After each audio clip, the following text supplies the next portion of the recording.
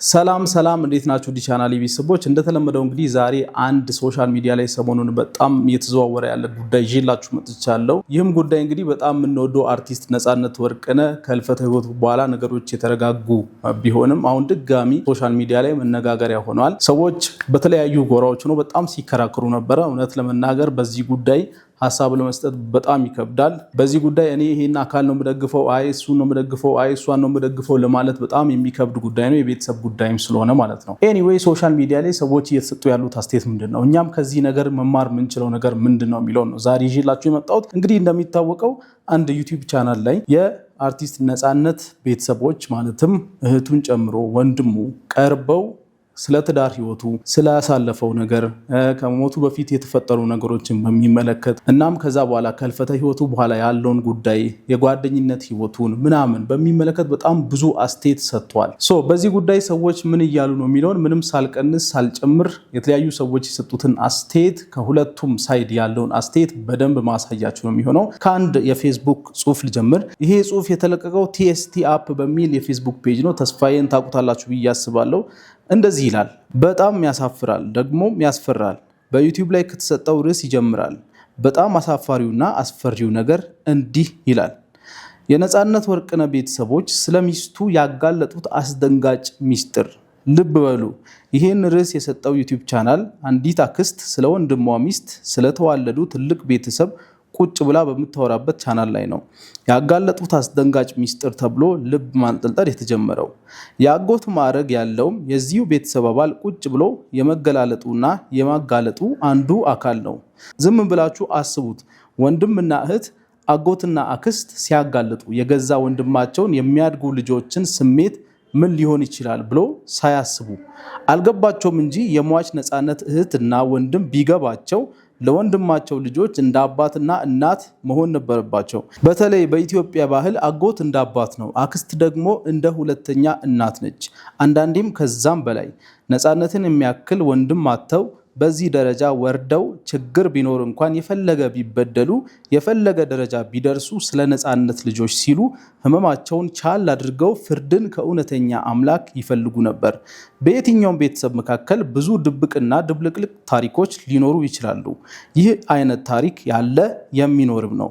ምንም አዲስ ነገር የለም። ሁሉም በየቤቱ ብዙ የሚያልፍበት ችግር ሊገጥመው ይችላል።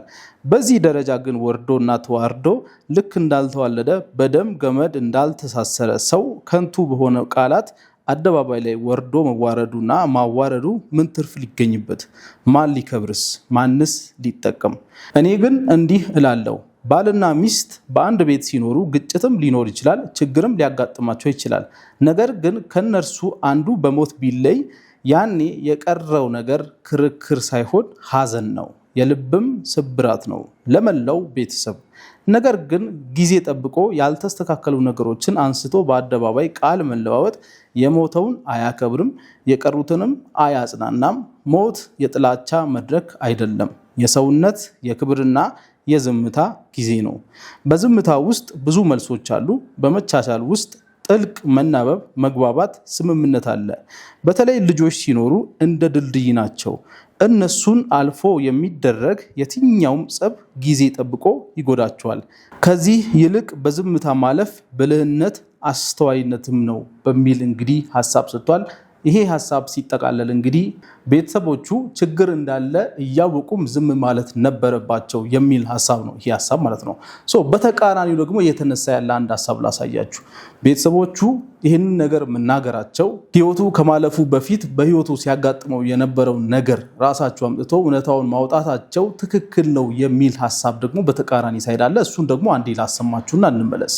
ከዚህ ጋር በተገናኘ የነፃነት ወርቅነህ ቤተሰብ ወጥተው የተናገሩትን ነገር እየሰማችሁ የነፃነት ወርቅነህ ነፍስ ይረፍበት ዝም ብትሉ ነው የሚሻለው ምናምን እያላችሁ የምትናገሩ ሰዎች እመኑኝ፣ በነፃነት ሞት ከነሱ በላይ እናንተ አልተጎዳችሁ። ሲቀጥል የነፃነት ወርቅነህ ነፍስ የምታርፈው እሱ በህይወት እያለ ሲደርስበት የነበረው መከራና እንግልት አሁን ከሞተ በኋላ እውነቱ ሲወጣ እንጂ ሲደፋፈን አይደለም። የነፃነት ወርቅነህ ሚስት ነፃነት ላይ አደረገች የተባሉት ነገሮች በሙሉ ደግሞ የመጡት ከራሱ ከነጻነት በህይወት እያለ ለወንድም ለእህቶቹ ከተናገረው ላይ ወስደው ነው የተናገሩት። ስለዚህ የነጻነት ነፍስ የምታርፈው ሰላሟን የምታገኘው ልጁ በህይወት እያለ የተሰቃየው እውነት ከሞተ በኋላ ሳይደፋፈን ሲቀር ነው፣ እንደዚህ ይፋ ሲወጣ ነው። ስለዚህ ባካችሁ አትፍረዱ። አይደለም እህት ወንድሞቹ ይቀርና እኮ እኛ ባዳዎቹ በሚዲያ የምናውቀው አዝነንለታል አይደለ? አስቡት ደግሞ እንደ ቤተሰብ እነሱ ምን ያህል እንደሚያዝኑ። ምንም ብናዝንለት ምንም በሱ ሞት እኛ ቢሰማን እመኑኝ ከነሱ በላይ ከእህት ከወንድሞቹ በላይ ሊሰማን አይችልም። ስለዚህ የነጻነት ወርቅነህን ቤተሰብ እየወጣችሁ የምታሸማቅቁ አካላት ይሄ ነገር በኔ ወንድም ላይ ቢደርስ ምንድነው የሚሰማኝ ብላችሁ ሁላችሁም ራሳችሁን ልትጠይቁ ይገባል። የወንድማችንን የነጻነት ወርቅነህን ነፍስ ፈጣሪ ይማር።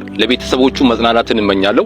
ይሄንን ቪዲዮ አድርሱልኝ። አመሰግናለሁ። በጣም የሚገርም ነው። እንዳያችሁት ነው እንግዲህ በሁለቱም ሳይድ ያሉ ሐሳቦች የራሳቸው የሆነ ጠንካራ አቋም ያላቸው ሐሳቦች ናቸው። ሶሻል ሚዲያ ላይ ህዝቡ በአጠቃላይ ለሁለት ተከፍሏል ማለትም ይቻላል።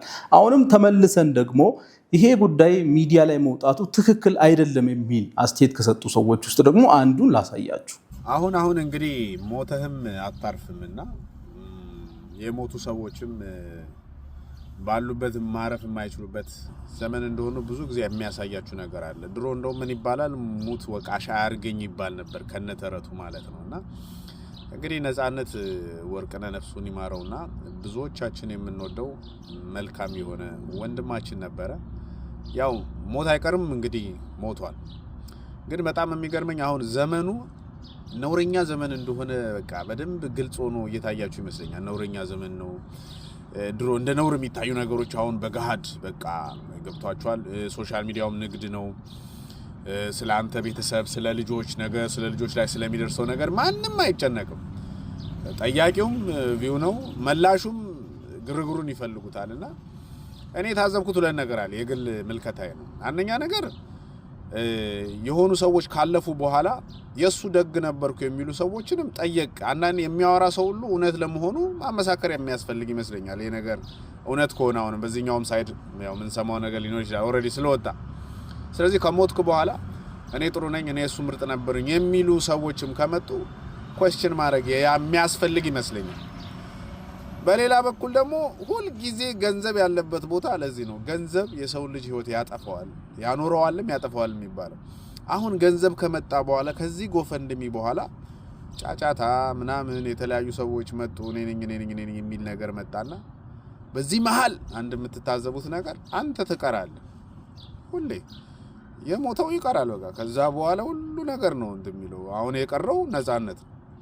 ግን ቢያንስ እንደው ለቤተሰቦቹ ምን ካክብሮት ጋር ውስጥ ያሉም እንዴት ነው ሽማግሌ የለም እንዴ መሐላችሁ ላይ ይሄን ነገር ነውር ነው ወደ ህዝብ አይውጣ በጣም ነውር ነው ላሉት ልጆች ላይምሯቸው ጥሩ አይደለም ብሎ እንኳን የሚቆጣ እንዴ ሽማግሌ ይጠፋል።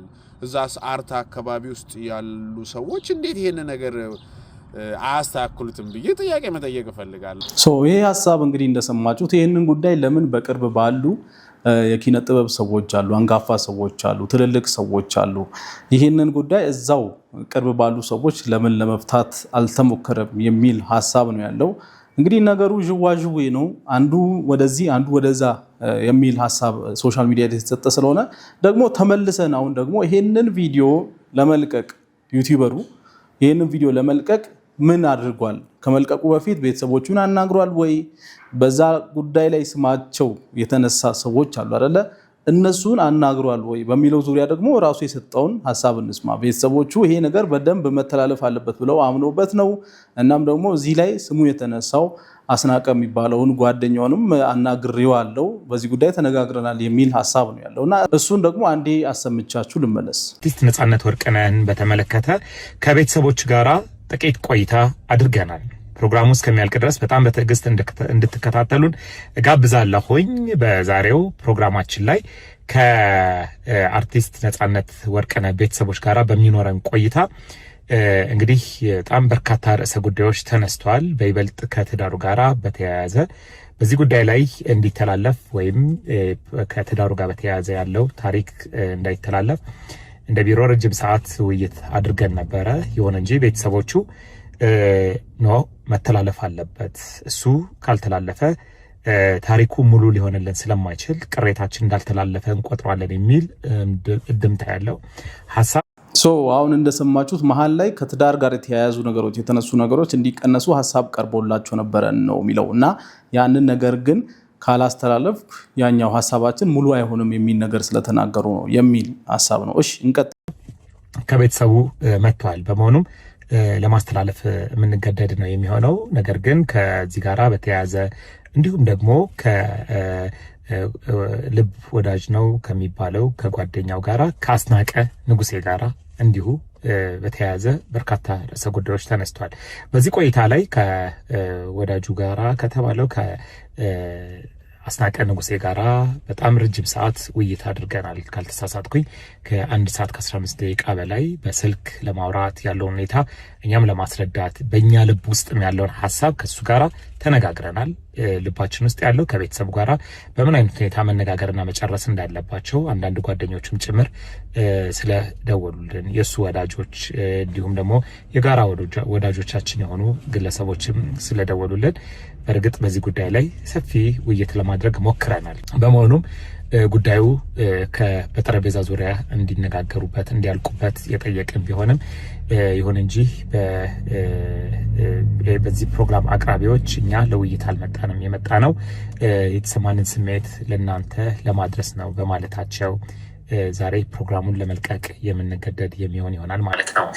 እንግዲህ በዲቴል እዛ ውስጥ ቅድም ያው ከነጻነት ወርቅነህ ቤተሰቦች ጋር ያወሩትን ነገር ግልጽ አድርጓል። ማለትም ይሄ ነገር ከትዳር ጋር ያለው ፓርት አይለቀቅ የሚል ሐሳብ አቅርበን ነበር የሚል ነገር ነው። ያው የንግግራቸው ዲቴል ምን እንደሆነ ጠቅሷል። አሁን ከአስናቀ ጋር ያወሩት ነገር ባይጠቀስም እሱ ነገር ቢጠቀስ ጥሩ ነበረ። ምንድነው የተነጋገሩት? 1 ሰዓት ከሩብ ምን ነበር ሲል የነበረው እሱ የሚለው ነገር ቢጠቀስ ጥሩ ነበር። ብቻ አልተጠቀሰም። ኤኒዌይ ከዛ በኋላ በጠረጴዛ ዙሪያ ነገሮችን ፊክስ ለማድረግ ይሞከር ቢባልም የነጻነት ወርቅነህ ቤተሰቦች ግን ይሄ ነገር እኛ ሚዲያ ላይ ይውጣ ብለን ነው እንጂ የመጣ ነው ለንግግር አይደለም በሚል መልሰውልኛል። ለመልቀቅ ተገደናል የሚል ሐሳብ ነው የሰጠው። በዚህ ዙሪያ ያላችሁን ሐሳብ እስቲ እያስቀመጣችሁ አንድ ደግሞ የጥንቃቄ መልእክት ቲክቶክ አካውንቷ ላይ የአርቲስት ነጻነት ወርቅነህ እህት እዚህ ፕሮግራም ላይ ቀርባ የነበረችው እህቱ ከዚህ በፊት ስልኳ ተሰርቆ እንደነበረ በዚሁ ጊዜ አካባቢ ስልኳ ተሰርቆ እንደነበረ እና ዋትስአፕ ላይ ሰዎች ገንዘብ እየጠየቁ እንደነው በሷ ስም ማለት ነው ተናግራ ነበረ። ያንን እስቲ ለሌሎቻችሁ መማሪያ ስለሚሆን አንዴ ላሳያችሁ። ሰላም ጤና ይስጥልኝ። መሰረት ወርቅነህ ነኝ። ስልኬ ዛሬ ጠዋት ተሰርቋል። ዋትስአፕ ላይ ቴሌግራም ላይ ሳንቲም እየጠየቁ ነው። ያልሆነ ነገር እያስተላለፉ ስለሆነ እባካችሁ እኔ እንዳልሆንኩኝ ተረድታችሁ ይህን ነገር አስተላልፉልኝ፣ እንደገና እንዳትሸወዱ። እንደዚህ አይነት ነገር አሁን ደግሞ በጣም ኮመን ሆኗል። ሰዎች ቴሌግራም ላይ ዋትስአፕ ላይ እናንተ ከዚህ በፊት የምታውቋቸው ሰዎች እናንተ ኮንታክት ላይ ያሉ ሰዎች ጓደኞቻችሁ፣ ቤተሰብ ቴሌግራም ላይ ይህን ያክል ገንዘብ ላክልኝ፣ እኔ እንደዚህ አይነት ጉዳይ አጋጥሞኝ ፈልጌ ነው፣ ዋትስአፕ ላይ እንደዚህ አይነት ገንዘብ ላክልኝ ብለው ሲጠይቋችሁ ኢሚዲየትሊ ማድረግ ያለባችሁ ነገር ምንድነው ታውቃላችሁ? መደወል አለባችሁ። በቁጥራቸው ቀጥታ ደውላችሁ ቴሌግራም ላይ እኮ ገንዘብ የጠየቀውን አይቺ ነው፣ ምን ገጥሞ ነው? አሁን እንደዚህ አይነት ፌክ የሆነ ነገር ስለመጣ የተለያዩ ቻናሎችም ሀክ የተደረጉ ስለሆነ ለማረጋገጥ ነው ብላችሁ ሁሌ ያረጋግጡ። በዚህ መንገድ በጣም ብዙ ሰው ገንዘቡን እየተበላ ነው። ምክንያቱም ያንተ ጓደኛ ነው ቀጥታ የሚጠይቅ ቴሌግራም፣ ግን እሱ ሳይሆን አካውንቱን ሀክ አድርጎበት ነው። ሌላ ደግሞ ቴሌግራም ዋትስአፕ ላይ አንዳንድ ሊንኮች ይላክላችኋል። የእናንተ ፎቶ እንደዚህ አይነት ዌብሳይት ላይ ተለቋል፣ ገብታችሁ ቼክ አድርጉ ምናምን የሚል ዝም ብሎ የማይመስል ሊንክ ይላክላችኋል። እና ቴሌግራም ዋትስአፕ ላይ ከተቻላችሁ በተአምር ሊንክ የሚባል ነገር እንዳትነኩ፣ ቻናላችሁ ሀክ እንዳይደረግ። እሷ አክቹዋሊ ተሰርቆ ነው የምትለው። ኤኒዌይ አሁን የብዙ ሰዎችን ሀሳብ ለሁለት የከፈለው ጉዳይ ከዚህ በፊት ኢቢኤስ ላይ ቀርበው ነበረ የሱ ቤተሰቦች እናም ጓደኛውም አንድ ላይ ቀርበው ነበረ። አሁን ላይ ሀሳብ መቀየር ለምን አስፈለገ? ያኔ ከሱ ጓደኛ ጋር አንድ ላይ አብረው አልነበረ ወይ የሚል ሀሳብ እየሰጡ ነበረ። ይህንንም በሚመለከት ኢንተርቪው ላይ እነሱ ያሉት ነገር አለ፣ ገብታችሁ ማየት ትችላላችሁ። ደግሞ ሌላ በዚህ ኢንተርቪው ውስጥ በተፈጠረው ወከባ ውስጥ ሁሉ የነጻነትን ጥንካሬ ነው ያየሁት የሚል አስተያየትም ተሰጥቶ በዛም አስተያየት ትንሽ ተገርሜያለሁ። እሱን አስተያየት እስቲ ላሳያችሁ። አንድ ቆርኪ መጠጥ እንደጠጣ። ሰላም እንዴት ናችሁ? እንግዲህ የነጻነት ቤተሰቦችን ጉዳይ እያየን ነው። በጣም ቫይራል ሆኗል። ይህን ጉዳይ ያላየ ሰው ያለ አይመስለኝም። ብዙሃኑ የተጠመደው እከሌ ነው ጥፋተኛ፣ እከሌ አይደለም፣ እከሌ ነው የሚለው ላይ ነው። የኔ ግን እዛ ላይ አይደለም።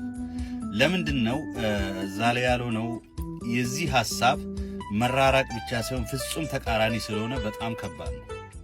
አንድ ነገር ግን የሚያስማማን ነገር ነጻነት ኢትዮጵያ እየሰራ ቤተሰቦቹን አሜሪካ ይረዳ እንደነበረ ከሁለቱም ወገን ስለሰማን ይህን እንቀበላለን።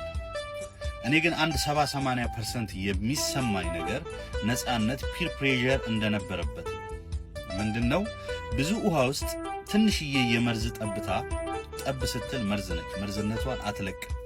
ስለዚህ ነጻነት ከተከለከለ በኋላ 1-2 እያለ እንደነበረ ይሰማኛል። ብዙ ጓደኞች አሉን፣ እንወዳቸዋለን፣ ይወዱናል። የምር ኖ ማለት ያለብን ቦታ እንችላለን እንዴ? የቱ ጋር ነው ኖ ማለት ያለብን የሚለውን ነገር ማየት ያለባችሁ ነገር ይመስለኛል። ምክንያቱም የህይወታችንን ገጸ ባህሪ ተጠንቅቀን መተወን ያለብን እኛ ነን። የድራማው ተዋኝም ጻፊም እኛ ስለሆን ማለት ነው።